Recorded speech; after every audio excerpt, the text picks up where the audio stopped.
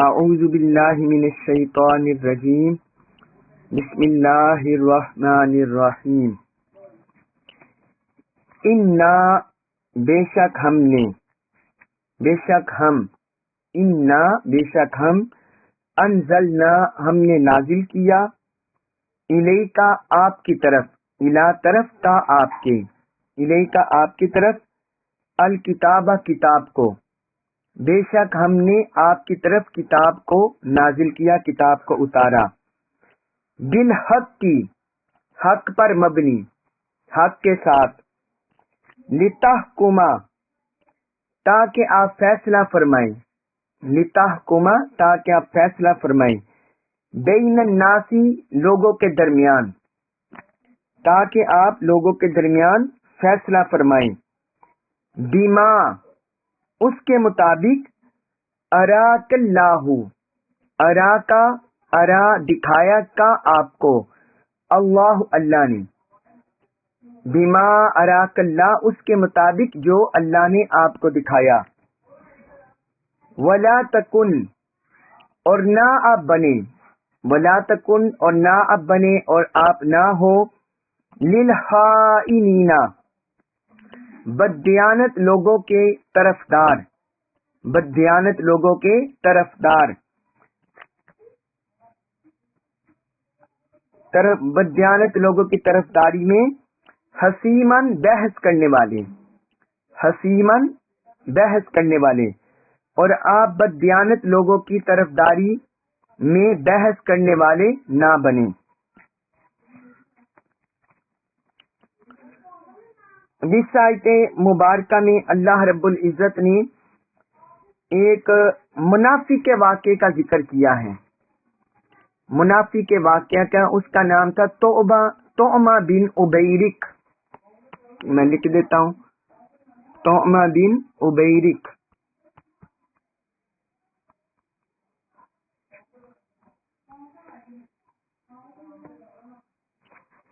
طعمہ بن عبیرک اور اس کا بنو ظفر قبیلے سے تعلق تھا بنو ظفر قبیلے سے اس کا تعلق تھا اس نے اپنے ہمسایہ ایک یہودی تھا قتادہ بن نعمان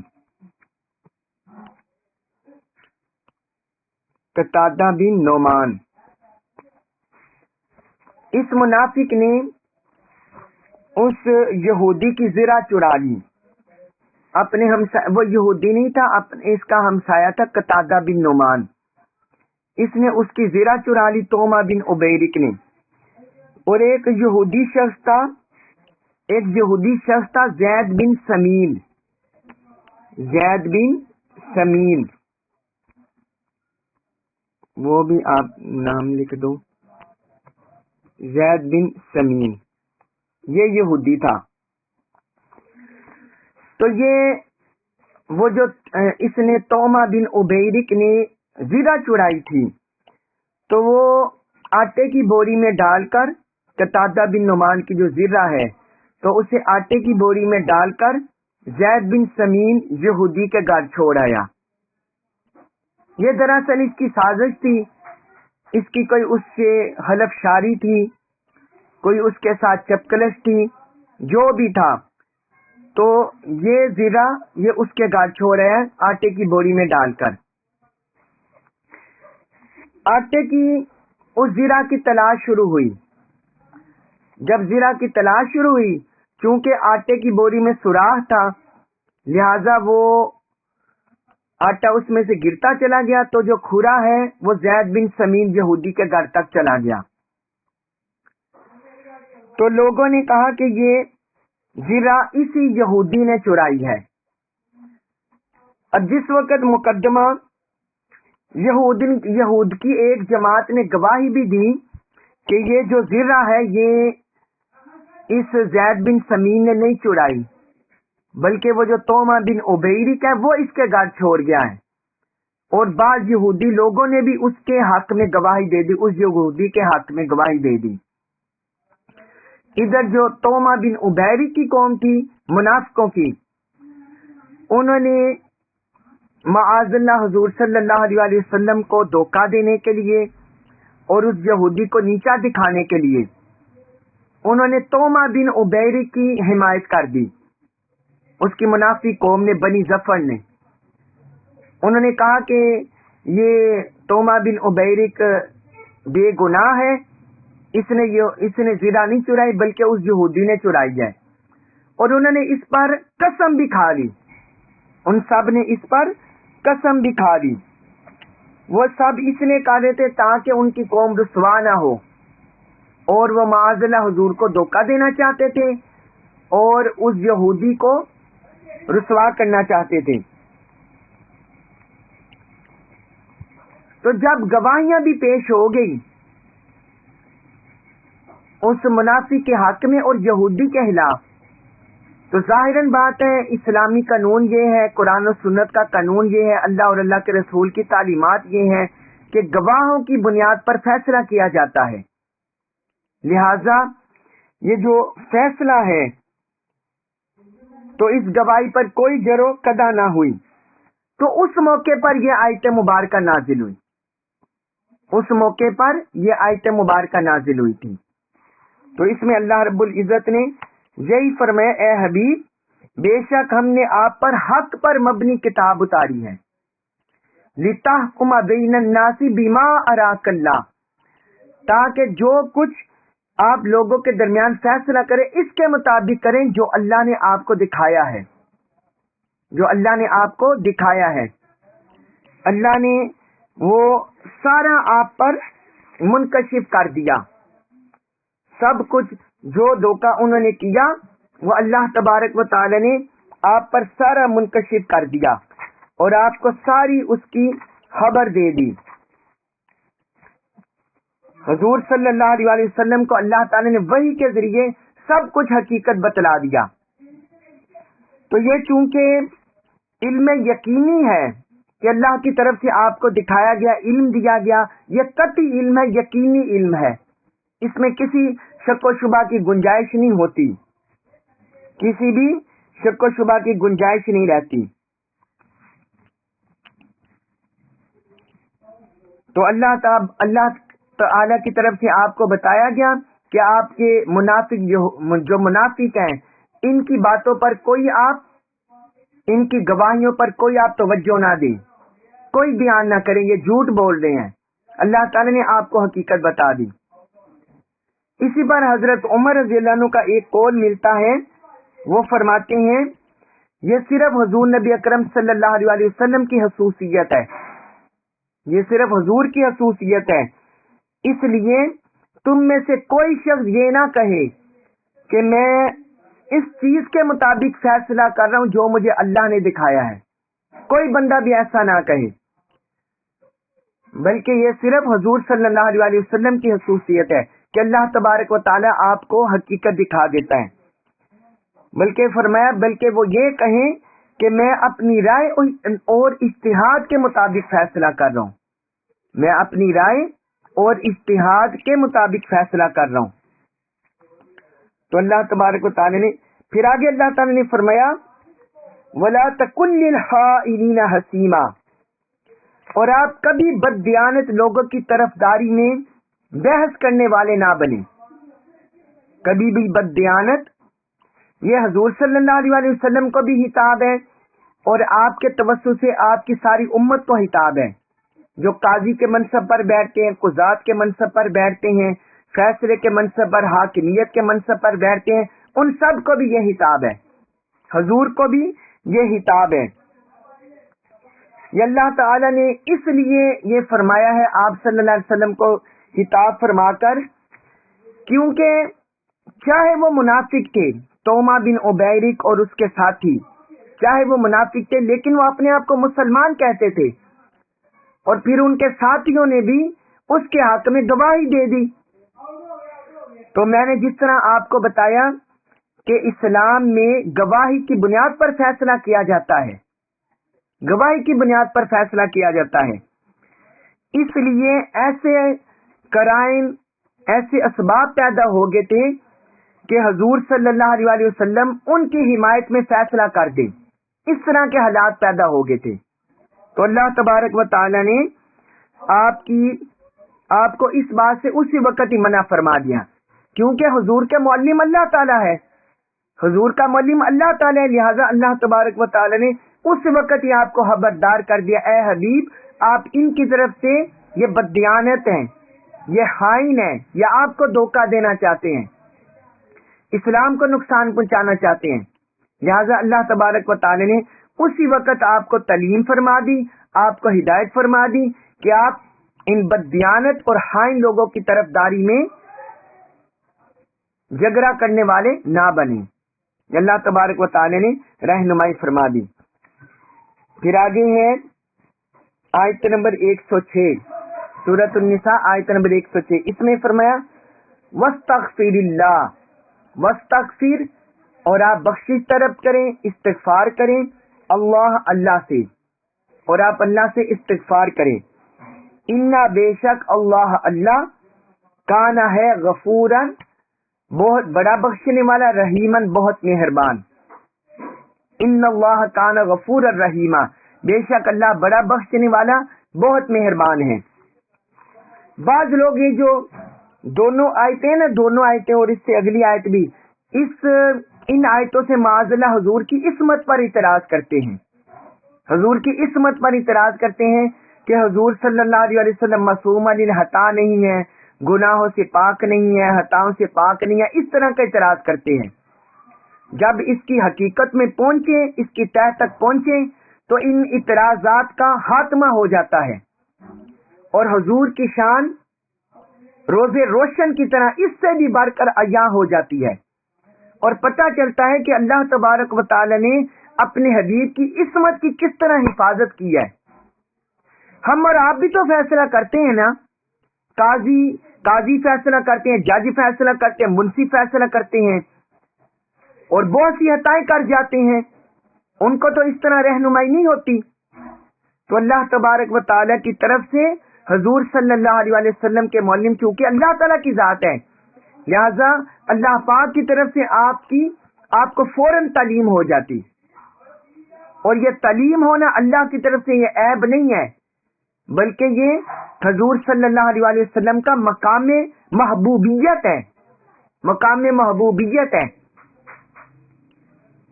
مقام محبوبیت ہے کہ اللہ تبارک و تعالی نے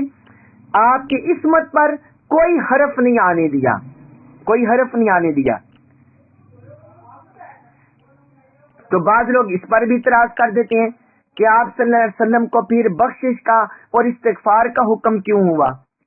اس پر بھی اعتراض کر دیتے ہیں۔ تو اس بارے میں عرض یہ ہے کہ یہ ظاہری شہادت کی بنا پر، ظاہری جو منافقوں نے شہادت دی، گواہیاں دی، اس کی بنا پر حضور صلی اللہ علیہ وسلم کا اس منافق کی طرف مائل آپ مائل ہو سکتے تھے، اس منافق کی طرف آپ کا دھیان جا سکتا تھا۔ تو اس لیے اللہ تبارک و تعالی نے فوری طور پر آپ کو استغفار کا حکم دے دیا، فوری طور پر آپ کو استغفار کا حکم دے دیا کہ اس طرح کا ملان بھی نہیں، اے حبیب اس طرح کا ملان بھی ہم آپ میں نہیں چاہتے، اس طرح کا ملان بھی ہم آپ میں نہیں چاہتے کہ منافقوں کی طرف، ہائنوں کی طرف، بددیانتی کی طرف آپ کا اس طرح ملان بھی نہ ہو، اس طرح کا ملان بھی نہ ہو۔ اور دوسرا اس کا سبب یہ ہے جو آپ کو استغفار کا حکم دیا گیا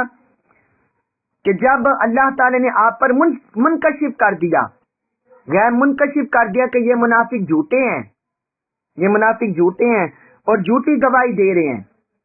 اور اگر حضور صلی اللہ علیہ وسلم گواہی کی بنیاد پر شرعاً اس کا فیصلہ بھی فرما دیتے تو تب بھی آپ شرعی طور پر معذور تھے، لیکن یہ فیصلہ حقیقت کے مطابق نہ ہوتا، اس لیے اللہ تبارک و تعالی نے آپ کو جو مستقبل میں ہونے والا تھا، جس کا حدشہ تھا ہوا نہیں، جس کا حدشہ تھا، تو اس ضمن میں آپ کے اعلیٰ منصب کی وجہ سے بھی آپ کو استغفار کا حکم دیا، آپ کے اعلی منصب کی وجہ سے آپ کو استغفار کا حکم دیا۔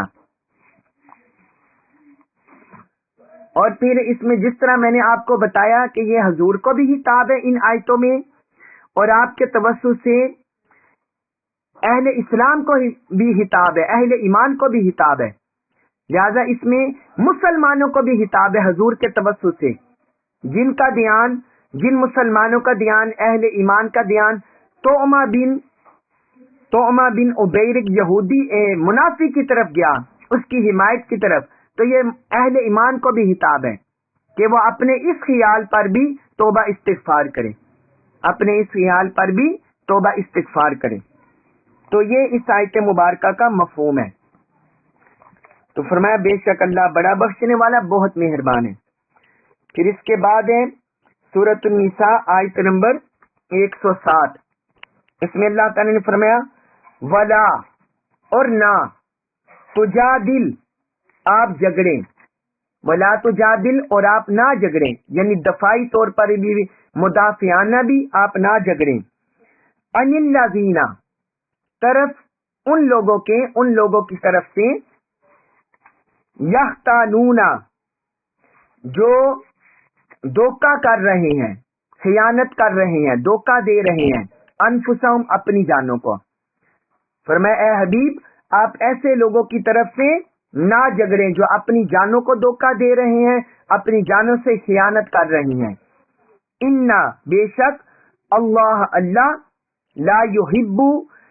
لا نہیں یحب، وہ پسند کرتا، بے شک اللہ پسند نہیں کرتا، من، اس شخص کو، کانا، جو ہو، حوانن، بڑا بددیانت، جو بڑا بددیانت ہو، اسیمن، بدکار۔ فرمایا بے شک اللہ اس شخص کو پسند نہیں کرتا جو بڑا بددیانت اور بدکار ہو، جو بڑا بددیانت بدکار ہو، اس شخص کو اللہ تعالی پسند نہیں کرتا۔ اس آیت مبارکہ میں اللہ تبارک و تعالی نے فرما دیا حوانن، دو لفظ ہیں اس میں، حوانن، حوان کہتے ہیں، یہ مبالغہ کا صیغہ، عربی گرامر میں مبالغہ آتا ہے، مبالغہ، اس میں اس معنی کا مبالغہ پایا جاتا ہے، یعنی اس معنی کی بختات پائی جاتی ہے، کثرت سے اس معنی میں زور پایا جاتا ہے۔ تو حوانن کا مطلب ہے بہت زیادہ خیانت کرنے والا، بہت زیادہ خیانت کرنے والا، بار بار جو قصداً خیانت کرتا ہو اور بار بار ارادے سے گناہ کرتا ہو، اسے بولتے ہیں حوانن۔ اور جس شخص سے بلا ارادہ گناہ ہو جائے وہ اس میں داخل نہیں ہے، وہ اس میں داخل نہیں ہے۔ تو اس میں بھی آپ صلی اللہ علیہ وسلم کو ان کی حمایت سے منع فرمایا گیا ہے، جس طرح میں نے آپ کو بتایا کہ حضور صلی اللہ علیہ وسلم کا معلم، آپ کی تدیب فرمانے والا، آپ کی تعلیم فرمانے والا، آپ کی تربیت فرمانے والا اللہ تعالیٰ ہے، لہذا یہ کسی شخص کو حق نہیں پہنچتا کہ جو اللہ تبارک و تعالی حضور کی تعلیم و تربیت فرماتے ہیں وہ معاذ اللہ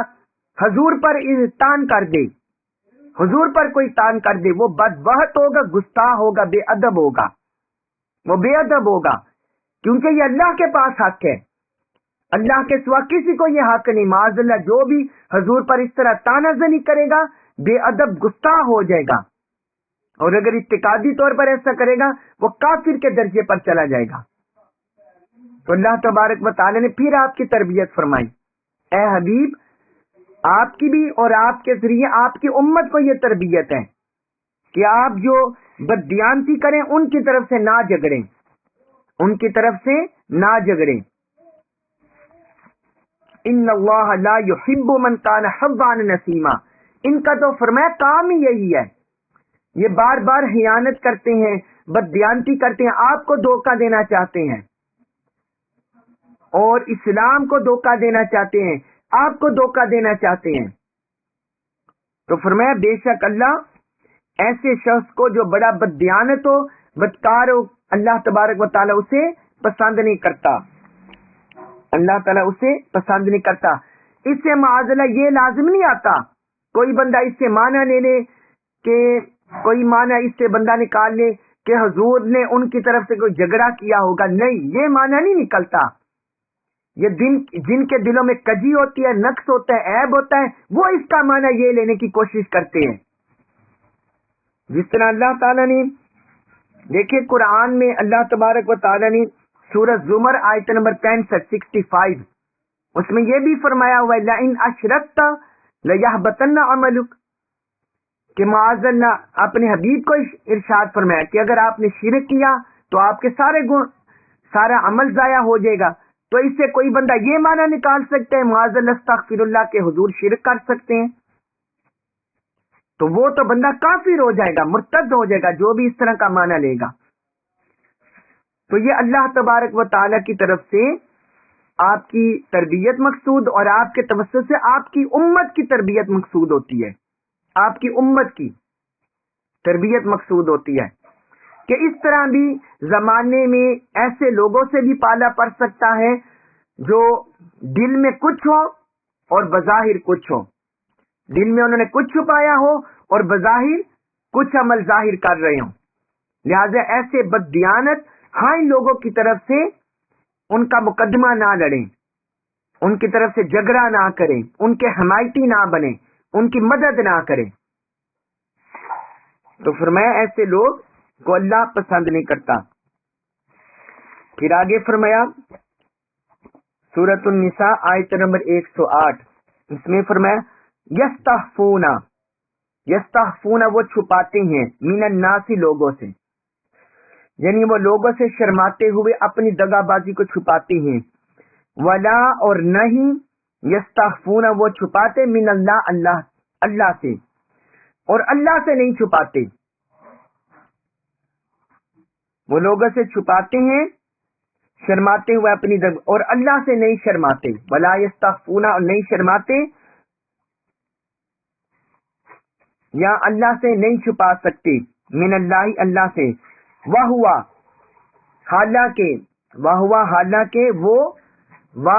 حالانکہ وہ یعنی اللہ معہم ان کے ساتھ ہوتا ہے. اذ جب یبیتون وہ رات گزارتے مشورہ کرتے ہوئے. فرمایا اللہ اس وقت ان کے ساتھ ہوتا ہے جب وہ رات مشورہ کرتے ہوئے گزارتے ہیں. ماں اس چیز میں لا یردا پسند نہیں کرتا، لا نہیں یردا پسند کرتا، من القولی بات کو، یعنی وہ رات اس طرح مشورہ کرتے ہوئے گزارتے ہیں اس بات میں جس کو اللہ تعالیٰ پسند نہیں کرتا. وکانا اور ہے اللہ بیما اس چیز کو یعملون جو وہ کرتے ہیں، اور جو وہ کرتے ہیں اللہ ہے محیطہ احاطہ کیے ہوئے. جو کچھ وہ کر رہے ہیں اللہ اسے احاطہ کیے ہوئے ہیں، اللہ اسے احاطہ کیے ہوئے ہیں جو کچھ وہ کر رہے ہیں. اب اس آیت مبارکہ میں اللہ تعالی نے ان منافقوں کی جو توما بن عبیرک اور اس کی قوم بنو ظفر، ان کی مزید سرشت بیان کی ہے، بدحسنت بیان کی ہے. فرمایا وہ لوگوں سے تو شرماتے ہوئے دغا بازی کر رہے ہیں، لوگوں سے حیا کر رہے ہیں، اور لوگوں کے ضرر سے کہ لوگ ہمیں تانا دیں گے کہ تم اس طرح چوریاں کرتے ہو، تم اس طرح چوریاں کرتے ہو، اور لوگوں سے تو چھپاتے ہیں اس طرح. اور یہودی پر انہوں نے تہمت لگا دی، مگر فرمایا یہ حیا وہ اللہ سے نہیں کرتے، یہ حیا وہ اللہ سے نہیں کرتے، اللہ سے نہیں شرماتے. حق تو یہ تھا کہ جس طرح لوگوں سے شرما رہے ہیں، لوگوں سے حیا کر رہے ہیں، لوگوں سے چھپا رہے ہیں، لوگوں سے ڈر رہے ہیں،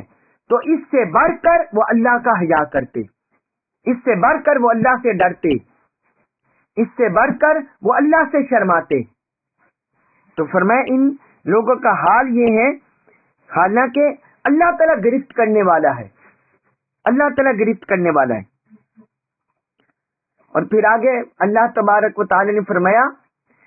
کہ جس وقت یہ رات کو سازشیں کرتے ہیں اور سازشوں میں مشغول ہوتے ہیں، مصروف ہوتے ہیں، تو اس وقت اللہ ان کے ساتھ ہوتا ہے، اللہ تو اس وقت بھی ان کے ساتھ ہوتا ہے، اور جس وقت اور اس حال میں بھی جب اللہ ان کے ساتھ ہوتا ہے ہر وقت، اور لوگ ان کے ساتھ نہیں ہوتے، لوگ تو اس وقت ان کے ساتھ نہیں ہوتے، مگر دن کے اجالے میں وہ لوگوں سے تو حق بات کو چھپاتے ہیں، مگر اللہ سے اس بات کا حیا نہیں کرتے۔ تو فرمایا یہ کتنے بد حسلت ہیں، کتنے بد حسلت ہیں۔ تو اللہ زیادہ حقدار ہے کہ اللہ کا حیا کیا جائے۔ پھر آگے فرمایا وَكَانَ اللَّهُ بِمَا يَعْمَلُونَ مُحِيطًا، اور جو کچھ وہ کر رہے ہیں اللہ اس کا احاطہ کیے ہوئے ہیں، اللہ اس کا احاطہ کیے ہوئے ہیں، اللہ تعالیٰ پوری طرح باخبر ہے، اور ان سب کو یہ خبر دی جائے گی۔ قیامت کے دن آئیں گے تو سارے اعمال ان کے سامنے عیاں ہو جائیں گے، ظاہر ہو جائیں گے۔ اس کے بعد ہے سورۃ النساء آیت نمبر 109، اس میں فرمایا ہا انتم، خبردار تم ہو، ہا خبردار انتم تم ہو، ہا اولائی وہی، فرمایا خبردار تم وہی ہو، جادلتم تم جھگڑے، انہم ان کی طرف سے، انہم ان کی طرف سے، فی الحیات الدنیا دنیاوی زندگی میں، فرمایا خبردار تم وہی لوگ ہو جو ان کی طرف سے دنیاوی زندگی میں جھگڑے ہو۔ فمن پھر کون ہے، فمن پھر کون ہے، یجادلو جو جھگڑے گا اللہ اللہ سے، انہم ان کی طرف سے، یوم القیامت دن قیامت کے، فرمایا پھر کون شخص ہے جو قیامت کے دن ان کی طرف سے اللہ سے جھگڑے گا۔ دنیا میں تو تم جھگڑا کر رہے ہو ان کی طرف سے، لیکن قیامت کے دن ان کی طرف سے کون اللہ سے جھگڑے گا؟ ام یا میں کون ہوگا، میں کون یکون ہوگا، علیہم ان پر وکیلاً وکیل، یا کون ہوگا ان پر وکیل۔ یہ اللہ تعالیٰ نے اس آیت میں آیت نمبر 109 میں مجادلہ کا مطلب ہے بہت زیادہ جھگڑا کرنا، اس میں دو لفظ آئے نا، ہا انتم ہا اولائی جادلتم، اس کا مصدر بنتا ہے، مصدر اوریجن مجادلہ، اور مجادلہ کا مطلب ہے بہت زیادہ جھگڑا کرنا۔ اور وکیل اس شخص کو کہتے ہیں جس کی طرح معاملات سپرد کیے جائیں، جس کے سپرد معاملات کیے جائیں اسے وکیل بولتے ہیں۔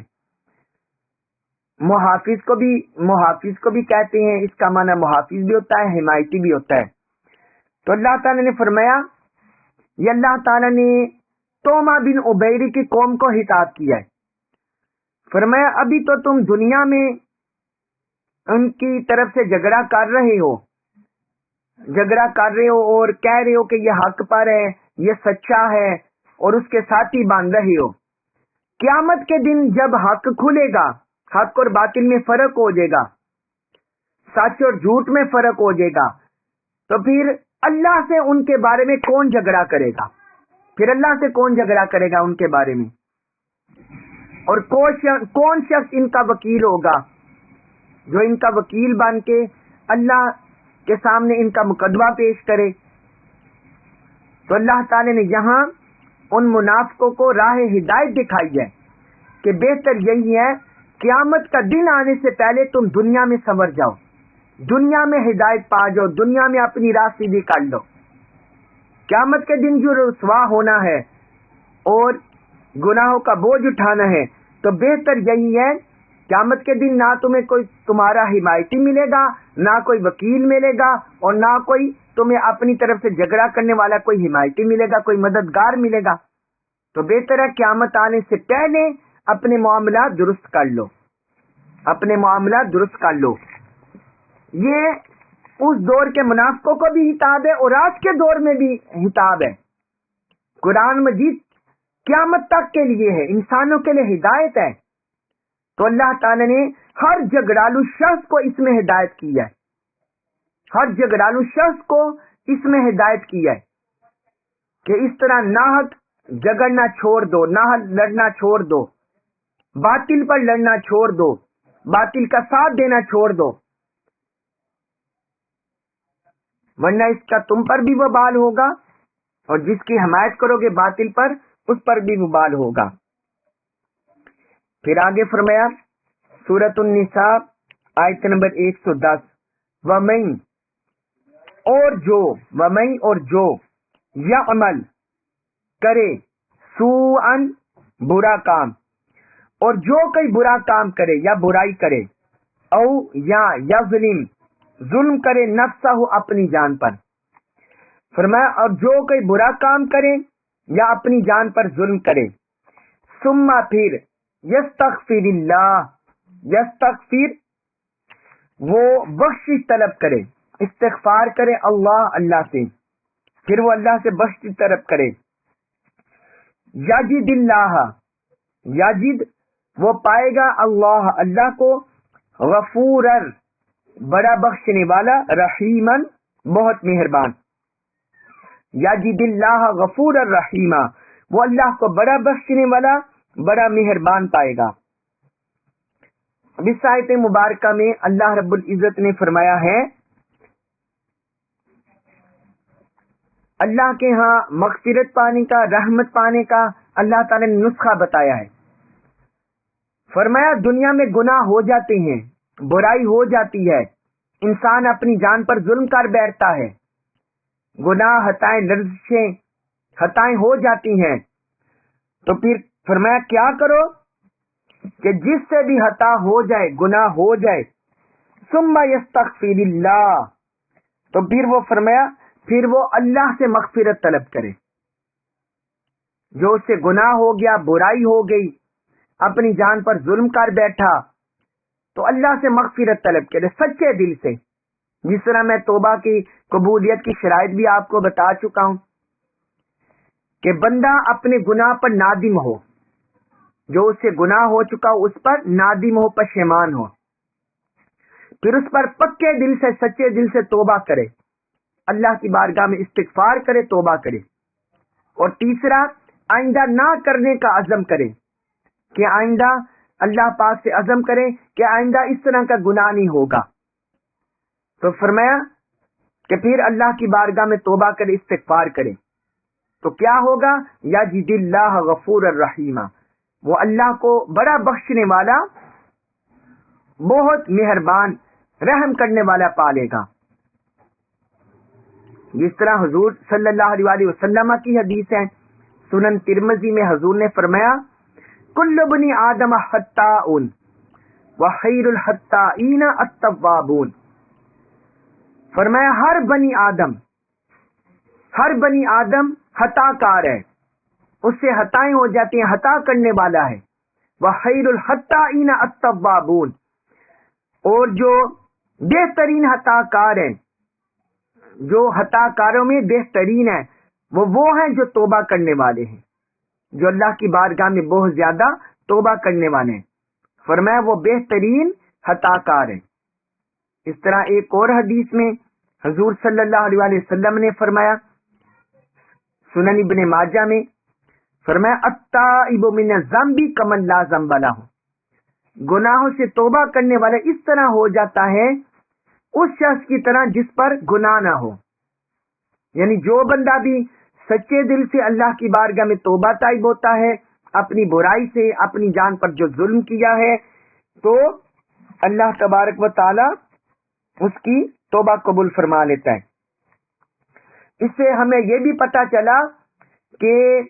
کوئی بھی بندے نے گناہ کیا ہو، اگر وہ سچے دل سے توبہ کرے اللہ کی بارگاہ میں توبہ قبول ہو جاتی ہے، چاہے اس نے چوری کی ہو، غصب کیا ہو، قتل کیا ہو، کسی پر تہمت لگائی ہو، سچے دل سے توبہ طائب کرے، استغفار کرے، اللہ پاک کی بارگاہ میں توبہ قبول ہو جاتی ہے۔ تو اللہ تعالی نے منافقوں کو یہ اخلاص سے توبہ کرنے کا درس دیا ہے۔ اس کے بعد فرمایا سورۃ النساء آیت نمبر 111، اس میں فرمایا وَمَن، اور جو شخص یکسب کمائے، اسمن گناہ، اور جو شخص کوئی بھی گناہ کمائے، فَإِنَّمَا تو صرف فإنما تو صرف یکسبہ وہ کماتا ہے ہو اسے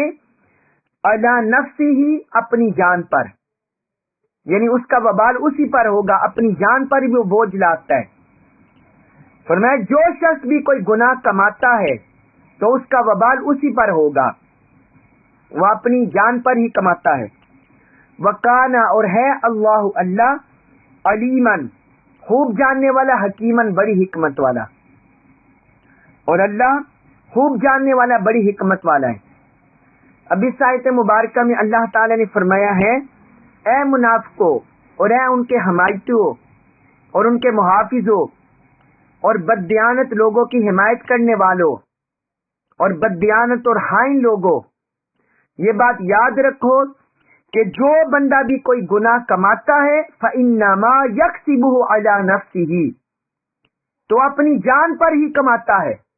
یعنی اس کا وبال اسی پر ہوگا، وہ اسے کماتا ہے عَلَى نَفْسِهِ اپنے اوپر ہی، یعنی وہ اس کا جو وبال ہے اپنے اوپر ہی ڈالتا ہے، اس کا بوجھ اپنے اوپر ہی لاتا ہے، اس سے کسی دوسرے کا نقصان نہیں ہوگا، اس کا وبال کسی دوسرے پر نہیں پڑے گا۔ جس طرح اللہ تعالی نے ایک اور مقام پر فرمایا سورۃ الزمر آیت نمبر 7، سورۃ الزمر آیت نمبر 7، اس میں اللہ تعالی نے فرمایا وَلَا تَزِرُ وَازِرَةٌ وِزْرَ أُخْرَى اور کوئی بوجھ اٹھانے والا کسی دوسرے کا بوجھ نہیں اٹھائے گا، یعنی کسی شخص نے بھی گناہ کیا ہوگا تو اس کا نقصان اسی کو ہوگا، اس کا بوجھ اسی کو اٹھانا پڑے گا، اس کا انجام، گناہ کا انجام، برائی کا انجام اس کو خود بھگتنا پڑے گا، کوئی اور بندہ نہیں بھگتے گا۔ کوئی والد یا والدہ یہ نہ سمجھے کہ میرے گناہ کا بوجھ میری اولاد پر پڑے گا، یا کوئی اولاد یہ نہ سمجھے کہ ہمارے گناہوں کا بوجھ ہمارے والدین پر پڑے گا، یا کوئی بہن بھائی کوئی ہو معاذ اللہ استغفر اللہ کوئی بددیانت خائن، یا کوئی دوست ہو کوئی ساتھی ہو، کوئی یہ نہ سمجھے کہ میرے گناہ کا بوجھ اس پر پڑے گا، نہیں، اللہ تعالی نے فرمایا کہ جو گناہ کا بوجھ کمائے گا وہ ویسا ہی وبال اس پر پڑے گا، وہی اس کا انجام بھگتے گا۔ اور فرمایا وَكَانَ اللَّهُ عَلِيمًا حَكِيمًا اور اللہ بڑا جاننے والا، خوب جاننے والا، بڑی حکمت والا ہے، یعنی اللہ تعالیٰ کے احکام میں، اس کی تعلیمات میں کیا کیا حکمتیں ہیں، اور کون کون بندہ کیسا عمل کر رہا ہے، کیا گناہ کما رہا ہے، سارا اللہ تعالیٰ جانتا ہے، اور اس کے احکام میں کیا حکمتیں ہیں یہ بھی اللہ تعالیٰ جانتا ہے۔ اللہ تبارک و تعالیٰ ہمیں گناہوں سے، خطاؤں سے، بددیانتی سے، خیانت سے اللہ تبارک و تعالیٰ ہمیں محفوظ فرمائے، اپنی پناہ عطا فرمائے۔ اللہ تعالیٰ ہمیں قرآن مجید کا کما کو فہم نصیب فرمائے اور ہمیں اس پر عمل پیرا ہونے کی توفیق عطا فرمائے۔ وما علیہ الا البلاغ المبین۔